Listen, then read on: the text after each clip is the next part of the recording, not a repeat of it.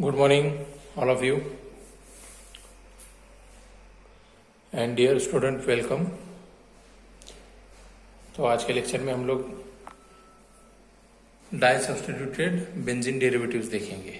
आईयूपीएससी nomenclature of di substituted benzene derivatives. ठीक है, last lecture में हमने मोनो सब्स्टिट्यूटेड देखा था। आज देखेंगे di substituted benzene, di substituted benzene.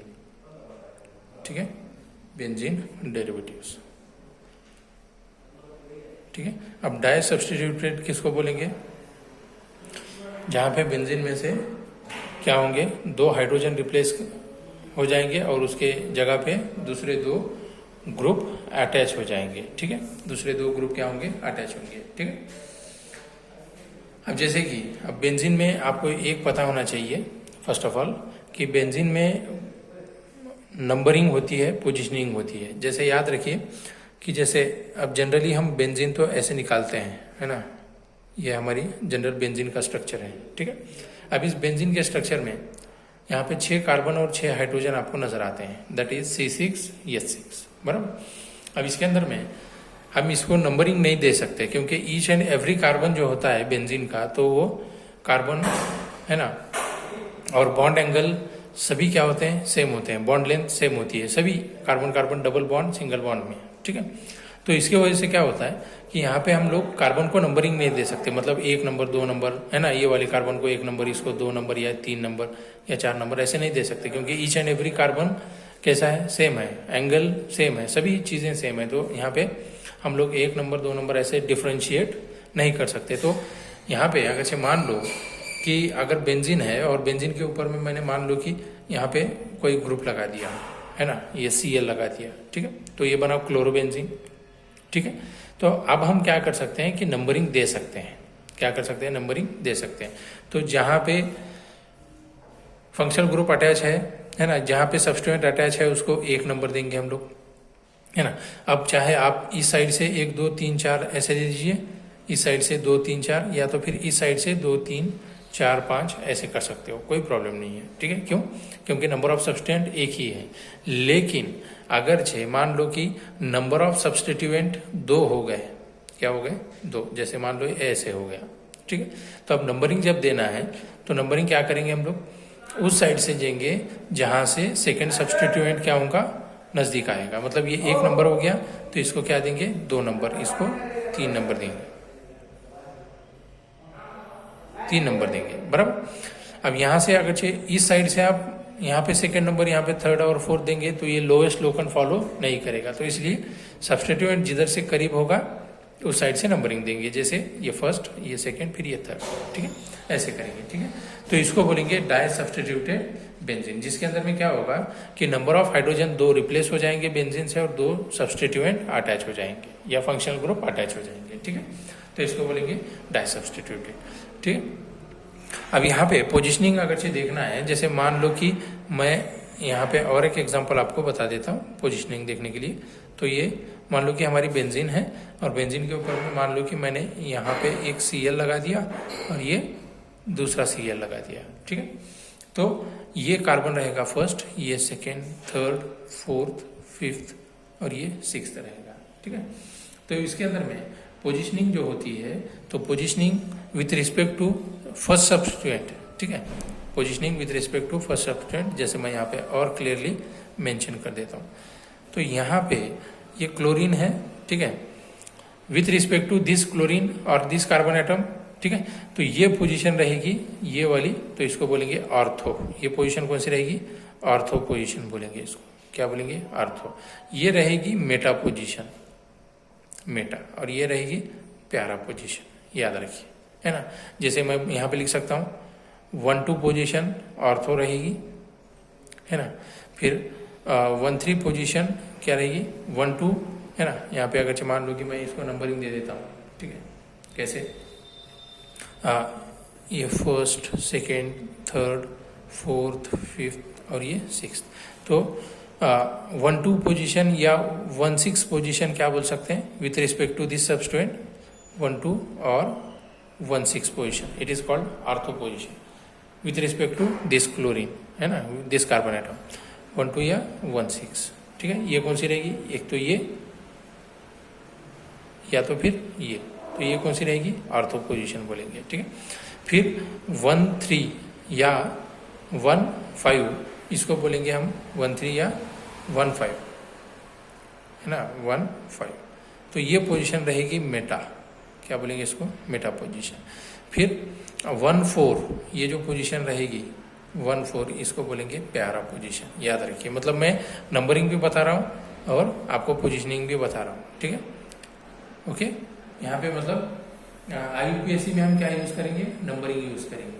ठीक है, IUPAC में क्या यूज करते हैं, नंबरिंग। ये प्रीफिक्स हम कहाँ यूज करते हैं, कॉमन नॉमेनक्लेचर में प्रीफिक्स यूज करते हैं। ठीक है, ये प्रीफिक्स कॉमन नॉमेनक्लेचर में और नंबरिंग IUPAC नॉमेनक्लेचर में।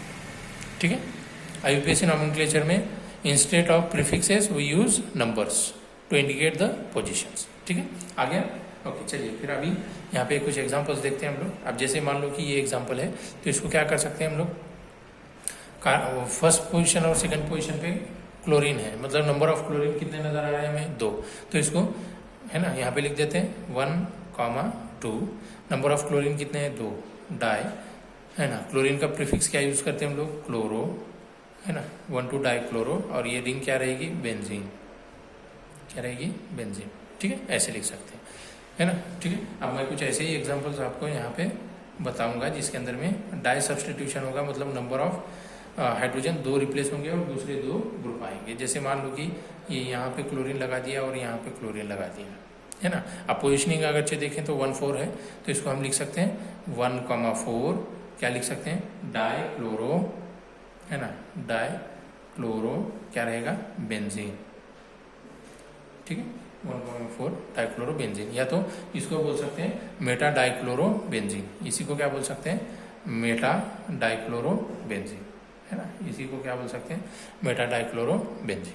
ठीक है, इसी को क्या बोलेंगे, 1 4 पोजिशन 1 4 डाइक्लोरो बेंजीन, या तो फिर प्रीफिक्स क्या यूज कर सकते हैं, मेटा डाइक्लोरो बेंजीन, ऐसे यूज कर सकते हैं। ठीक है, या तो फिर जैसे हमने यहाँ पे 1 2 डाइक्लोरो बेंजीन दिया, तो इसको बोल सकते हैं ortho dichloro benzene, ortho dichloro benzene, क्योंकि आर्थो पोजीशन पे ये क्लोरीन अटैच नजर आ रहा है। ठीक है, अब वैसे ही यहाँ पे आपको नजर आ रहा है 1 3, है ना, तो इसको लिख सकते हैं हम 1 3, मतलब यहाँ पे मेटा डाइक्लोरो लिख सकते हैं, क्या लिख सकते हैं हम लोग, मेटा डाइक्लोरो, सॉरी यहाँ पे एक मिनट, यहाँ पे सॉरी, यहाँ पे 1 4 पोजीशन है, तो इसको प्यारा पोजीशन लेंगे बच्चों, क्या लेंगे, प्यारा पोजीशन, प्यारा, है ना। 1 4 पोजीशन क्या होती है, प्यारा डाइक्लोरो बेंजीन, या तो फिर 1 4 डाइक्लोरो बेंजीन। अब यहाँ पे इस केस में देखिए, इसको तो एक तो 1 3 पोजीशन बोल सकते हैं, है ना, फिर और क्या बोल सकते हैं, मेटा डाइक्लोरो क्या रहेगा, बेंजीन रहेगा।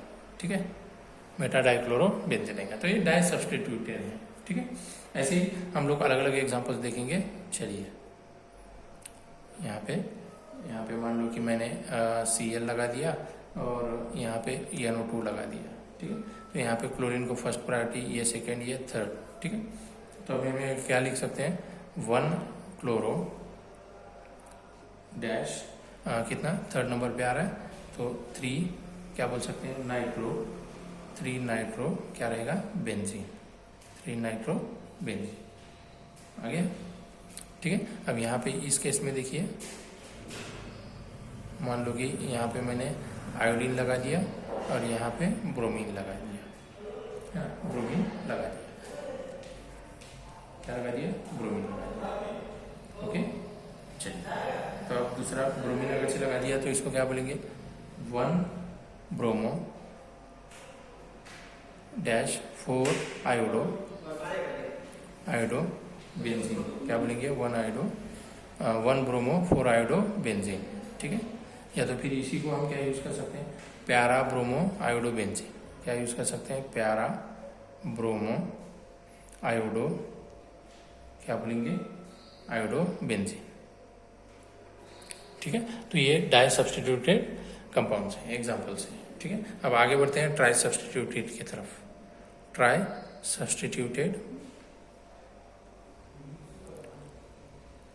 Substituted benzene derivatives.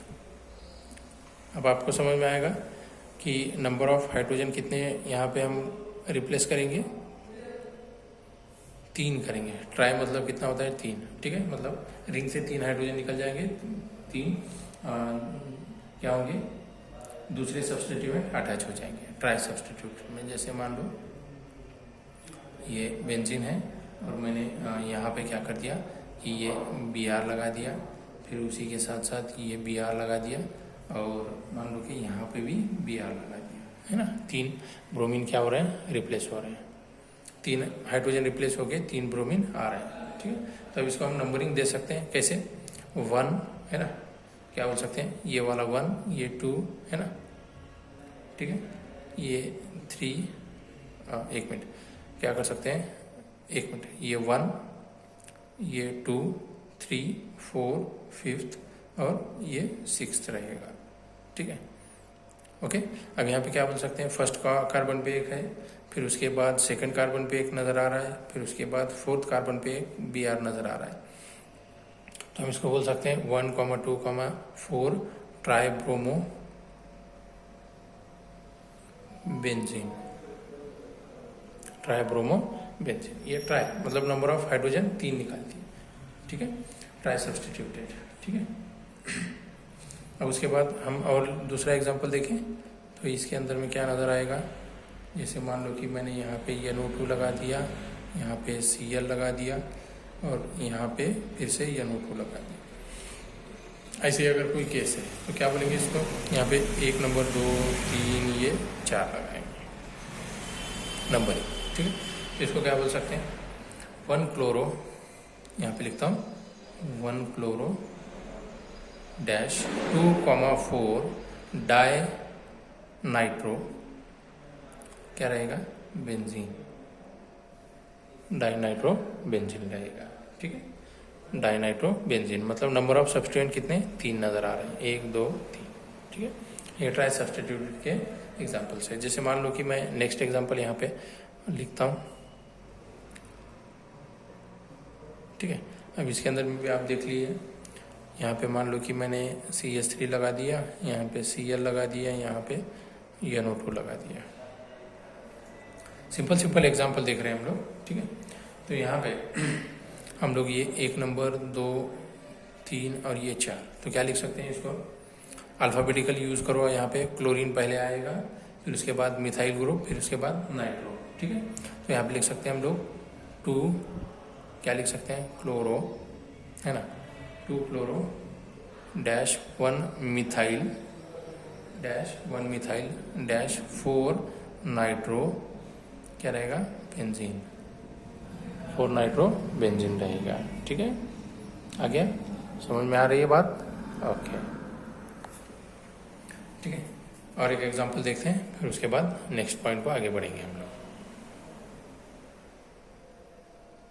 ये हमारा बेंजीन, यहाँ पे मान लो कि मैंने Cl लगा दिया, यहाँ पे OCH3 लगा दिया मिथॉक्सी, ठीक है, और यहाँ पे ये मिथाइल ग्रुप लगा दिया CH3 नीचे, ठीक है। तो अब इसको क्या लिख सकते हैं हम लोग, पोजीशनिंग देखना है हमें, ठीक है। अब पोजीशनिंग जब देखेंगे तो इसके अंदर में हम क्या करेंगे, इसको 1 नंबर, ये 2, ये 3 और ये 4 देंगे, क्योंकि सब्स्टिट्यूएंट जिस साइड से नज़दीक होते हैं वो नंबरिंग देंगे उस साइड से हम लोग। तो इसको नाम क्या दे सकते हैं, अल्फ़ाबेटिकल ऑर्डर चेक करो, 2 क्लोरो डैश 4 मिथाइल, 4 मिथाइल, है ना। और इसी कंपाउंड को जैसे ये ग्रुप अगर से निकाल दिया तो मैंने लास्ट लेक्चर में आपको बताया है, क्या बोलेंगे इसको, एनिसोल, क्या बोलेंगे बच्चों, एनिसोल, क्या बोलेंगे, एनिसोल, ठीक है।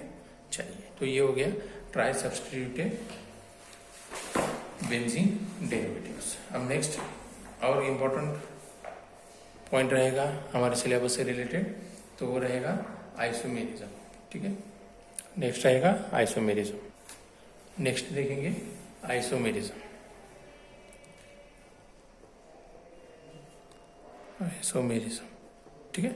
अब आइसोमेरिज्म ये इम्पोर्टेंट पार्ट है, क्योंकि हर ऑर्गेनिक के चैप्टर में आपको ये पढ़ना पड़ेगा, मतलब हर फंक्शनल ग्रुप से रिलेटेड आपको मिलता रहेगा। तो आइसोमेरिज्म ये एक ऐसी चीज़ है जिसके अंदर में मोलिकुलर फार्मूला तो वही रहेगा बच्चों। कोई अगर कंपाउंड है तो उसका मोलिकुलर फार्मूला वही रहेगा, लेकिन उनके स्ट्रक्चर क्या होंगे, चेंज होंगे, उनकी पोजीशनिंग क्या होगी, चेंज होगी, उनके फंक्शनल ग्रुप क्या होंगे, चेंज हो जाएंगे। तो आइसोमेरिज्म मतलब क्या बोलेंगे,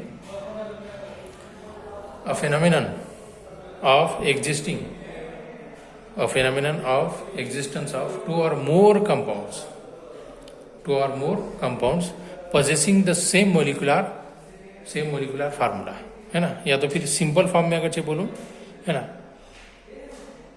having same molecular formula but different structure, है ना।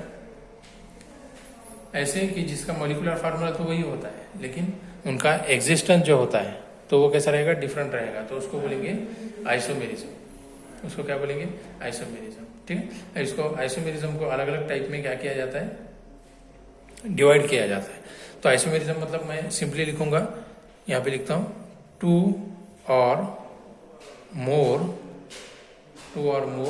कंपाउंड्स, दो या दो से ज्यादा कंपाउंड्स जिनका मोलिकुलर फार्मूला कैसा रहेगा, सेम रहेगा। टू और मोर compounds having same molecular formula, तो इसको बोलेंगे आइसोमेरिज्म। बराबर। एक एग्जांपल आपको बता देता हूँ। जैसे मान लो कि यहाँ पे हमने C3H6O अगर से लिया, C3H6O अगर से लिया, है ना, C3H6O। ठीक है। तो यहाँ पे मोलिकुलर फार्मूला हमें नजर आ रहा है C3H6O, लेकिन अब इसके रिप्रेजेंटेशन हम अलग अलग टाइप से कर सकते हैं। फार्मूला वही रहेगा, है ना, मोलिकुलर फार्मूला वही रहेगा, लेकिन कंपाउंड्स दो या दो से ज्यादा नजर आएंगे। ठीक है। कैसे, जैसे मान लो कि एक एग्जांपल मैं आपको बता देता हूँ। यहाँ पे नंबर ऑफ कार्बन हाइड्रोजन आप चेक कर लीजिए। ठीक है, देखिए, है ना। अभी इस फार्मूले के, इस स्ट्रक्चर के अंदर में हमें क्या नजर आ रहा है, नंबर ऑफ कार्बन 1 2 3, ये 3 लिख दिया हमने। हाइड्रोजन ये 3 और ये 3 6 लिख दिए, और ऑक्सीजन कितना है बच्चों, 1 है। तो फार्मूला, मोलिकुलर फार्मूला हमने यहाँ पे स्ट्रक्चर में अरेंज कर दिया। अभी इसी मोलिकुलर फार्मूला को यूज करके हम लोग डिफरेंट स्ट्रक्चर बना सकते हैं। जैसे C2H5, C double bond O और ये H, डबल बॉन्ड O और H। अब यहाँ पे भी चेक कर लो, 2 और 1 3 कार्बन, और 5 और 1 6 हाइड्रोजन और 1 ऑक्सीजन। ठीक है। तो मोलिकुलर फार्मूला वही है ना, लेकिन उनका एग्जिस्टेंस कैसा है, डिफरेंट है। तो ये फेनोमेनन मतलब क्या रहेगा, इसको बोलेंगे आइसोमेरिज्म। क्या बोलेंगे इसको, आइसोमेरिज्म। बात समझ में आ रही है। ठीक है।